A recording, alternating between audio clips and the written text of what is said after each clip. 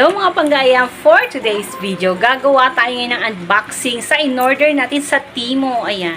Sa mga hindi nakakaalam, ang Temu ay bago itong application na parang Shopee or TikTok, gano'n na, or Lazada, parang gano'n, no. So, nag-order ako dito mga pangga. Ito siya, Temu. Ayan. So, yung Temu, hindi ko alam kung ito ay budol ba or legit talaga na application to na mga ino-orderan ng mga items. So, yan. Dumating na yung ating in-order sa Temu. Actually, akala ko nga dapat yung Temu na plastic. Kasi yung mga nakikita kong review, mga naka-plastic is yung Temu plastic, yung color orange. Ito, GNT lang. So, sinabi nung nag-deliver, ganun daw talaga yung mga dinideliveran nila ng Temu. Naka-JNT plastic lang. So, try natin i-unbox at tignan natin yung mga in-order natin sa Temu. Kung ito ba ay okay or di baka mamaya hindi naman legit. Ayan, no? Paano na lang yung binayad natin. Ayan. So, yan. Try na natin mag-unbox. Start na natin.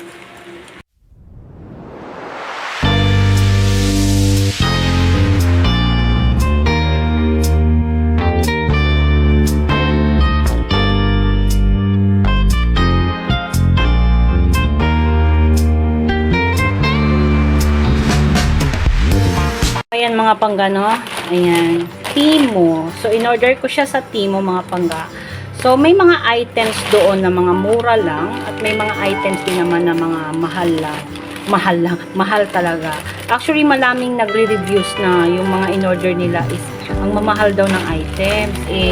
Parang mas mura pa daw sa Shopee or TikTok. Pero nung check ko naman, itong mga items na in-order ko is almost the same lang naman. At ang kinagandahan lang sa Temu is libre siya ng shipping fee. Ayan. So, yung in-order ko, tignan mo naman. O, diba? Hindi maganda yung packaging nila. Ayan. Hindi maganda yung kanilang packaging. And I hope sana is okay yung mga items na nakapaloob dito. So, hindi siya naka-bubble wrap mga pangga. I don't know why. But hindi siya naka-bubble wrap. Pero, try natin kung ayos ba yung mga items na in-order ko mga pangga.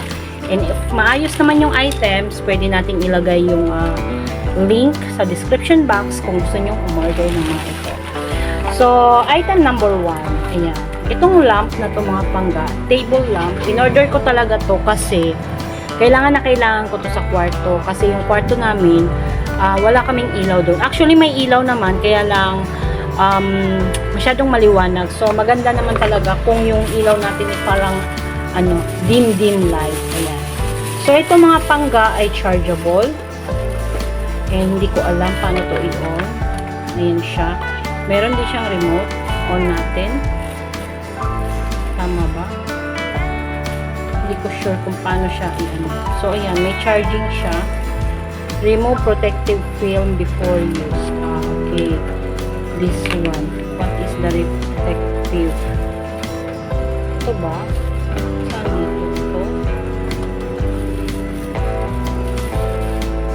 So, yan, mamaya na natin yung i-check. Ito yung item number 1. So, hindi ko sure kung paano siya paganahin.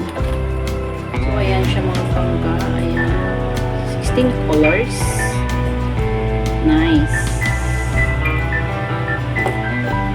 So, yung second item is flashlight. Kasi kailangan namin ito dito sa bahay. Maganda itong flashlight na ito mga pangga. Ayan, chargeable din siya. Ayan. Ayan, tapos kaya lang lobat.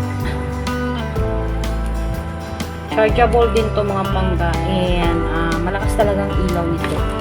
And I hope nagcha-charge to. Ayan, hindi talaga maganda yung packaging nila. I hope gumagana tong mga item na to. Ayan. So, sa Shopee, talagang pag mga ganito yung order mo is talagang naka-package talaga, naka-ano talaga. Ito hindi ko alam ba't hindi ko magana. Siguro lobat. Naka-lobat. Charging cable niya is Type-C. Ayan, Type-C. Maganda itong mga pangga. May pambukas pa ng yung takip ng bote. Try natin i-charge. Ayan, lobat lang siya. So, nag-charge naman siya mga pangga. Ayan. Umiilaw na siya. Importante kasi sa akin to, lalo na pag nagmumotor ako, yung mga emergency, kailangan natin ng flashlight. Waterproof din to mga pangga. So, yan yung pangalawang items. Tapos, ito, napapansin nyo, ito yung dinidikit sa may bowl, sa gilid. Yung sa mga gilid-gilid mga pangga. Yan. So, ididikit ko to siya siguro bukas na ng umaga. Yung wala nang gagamit ng CR. Pang-apat, ito yung, sana gumagaan siya. Multifunctional, portable lang. Actually, pwede rin siyang charger. Charger ng mga cellphone. Ayan. Kailangan din namin to pag magba-brown out. Ayan. Actually, ang habol ko dito is yung charging. Pwede siyang power bank. Tsaka, pwede rin siyang solar. Charge mo siya sa solar mga pangga. Ayan. So, pwede mo siyang i-charge sa solar. Ayan. Meron din siyang tawag dito, manual. Ayan. Kung paano siya gamitin. Press the button. Press the button. Ayan. Tapos, ayan. Pangatlo, ayan. Pang-apat. Ito yung charging type niya. Pwede kayong mag-charge ng cellphone dito. So, try nating mag-charge ng cellphone. Bit na natin yung wire. Let's try nating mag-charge. Ayan. Legit mga pangga. Nag-charge siya. Charging. So, pwede siyang gawing charging. Ayan. So, double purpose na siya mga pangga. Pwede siyang power bank. Pwede rin siyang ilaw sa bahay pag malobat. Tsaka kung wala kayong kuryente, pwede rin siyang gawing flashlight at ibilad mo to sa solar. Ayan. Kung meron naman kayong kuryente, gusto mo siyang i-charge, ayan, meron ding libreng cable wire. At Android siya. Ayan. Android yung kanyang charging pin. So, ang ano nito mga pangga is milliamperes. So, walang nakalagay na milliamperes mga pangga, no? Kung ilang milliamperes to. Ayan. Pero maganda to. Maganda ang review nito. Ayan mga pangga. Lalagay ko yung link sa description box kung gusto niyo. Try din natin siyang i-charge kung nag-charge ba talaga. Ayan. Ayan, nag-charge siya mga pangga. So, okay. Okay yung kanyang item. Ito yung pang-apat na items. So, yan yung pang-apat na item mga pangga. Pang-limang item. Mahilig kasi ako sa music, no? So, pag nagmumotor ako, ang hilig-hilig ko talagang mag-music. And ito is wireless speaker to mga pangga, no? Something, parang 100 something lang to mga pangga. Tapos, waterproof siya. Pwede mo siyang idikit kahit saan. Halimbawa, sa CR. Yan, pwede mo siyang idikit doon. Yan. Kasi may pandikit siyang ganun-ganun. Yan siya. So, try nating i-on. Ito yung on. Ayan. And then, try nating i-bluetooth kung paano siya i-bluetooth. So, ayan, ang ano niya is BTS07. Ang kanyang Bluetooth. Ayan, connected na siya. Ayan, connected. So, try natin magpa-music. Yung ano lang, yung walang CPR. Para hindi tayo ma-CPR, okay? Ito.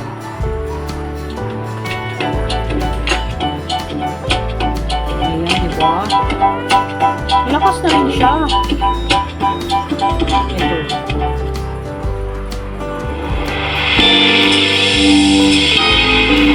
O, diba?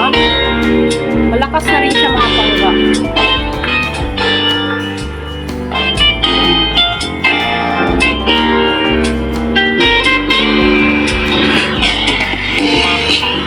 sa motor. Pwede to siya sa motor mga pangga. Dikit nyo yan sa motor nyo kasi dumidikit to eh. Gaganon nyo siya doon. So habang nagmumotor kayo, tumutunog yung motor nyo. O diba? So, luho lang naman to kasi mahilig tayo sa music mga pangga. No? Luho lang to. Pero okay lang naman kasi nasa 100 something lang din to at libre pa ang shipping fee. So maganda yung item mga pangga. Goods din tong item. So ayan mga pagga, goods din to, no? Ang ganda rin ng music niya at waterproof siya. Kung may mga motor kayo, ayan, pwede rin siyang ilagay sa motor. Ididikit nyo lang siya doon at talagang nadidikit siya. Tatanggal din pala. Ayan, goods to mga pangga. 100 something lang to mga pangga. Basta 100 something. Ayan, off na natin. Ayan. So ito yung mga na-order natin sa Timo app. Ayan, sa Timo app mga pangga. At talagang goods na goods yung mga item mga pangga. Kahit na hindi maganda yung packaging niya, eh wala namang problema ang item, and I hope magtagal tong item na to mga pangga, no? Ayan, sa mga gustong umorder, ayan, pwede kayong umorder mga pangga and magpabudol na rin kayo sa Timo. Kasi sa Timo is wala siyang shipping fee. Basta ma-reach nyo yung 286 something yata yun na amount na ordering nyo. Wala nang shipping fee yun mga pangga. May mga item talaga na mga mahal compare sa Shopee or Lazada or TikTok. Meron ding item sila na mas mababa talaga yung price. Hindi sponsor ang Timo, no, pero nag-try lang talaga akong umorder para malaman natin kung legit ba talaga ang app na to. Kasi maraming nagsasabi na hindi daw legit yung app. But meron din silang doon, duration ng may in-order kayo. May mga pa-freebies sila mga pangga at talagang legit yun kasi nung nagtingin ako sa mga nagre-review, may mga free talaga silang nakukuha. Eh ako naman kasi, hindi naman ako nakaabot sa ganong amount dahil nga nagdadalawang isip ako din. Natatakot ako baka mamaya mga pangit yung item. Pero so far, ang Timo is okay na okay at goods na goods naman mga pangga. So, yun lang mga pangga. Sa mga gustong umorder sa Timo is mag-upload lang kayo ng Timo apps. Nasa Play Store yun mga pangga. And kung gusto nyong orderin yung mga items na na-order ko, is ilalagay ko yung link sa ating description bag tuloy, ayan. So yun lang mga pangga, thank you for watching. Sa mga gustong mag-subscribe sa YouTube channel ko, yung mga hindi pa nakakapag-subscribe dyan, ayan, do subscribe to my YouTube channel, Panggaming Guy, and hit the notification bell para ma-update kayo sa mga bagong videos na i-upload ko. Yun lang mga pangga, thank you for watching sa ating Budol Time in Timo Time. Ayan, bye!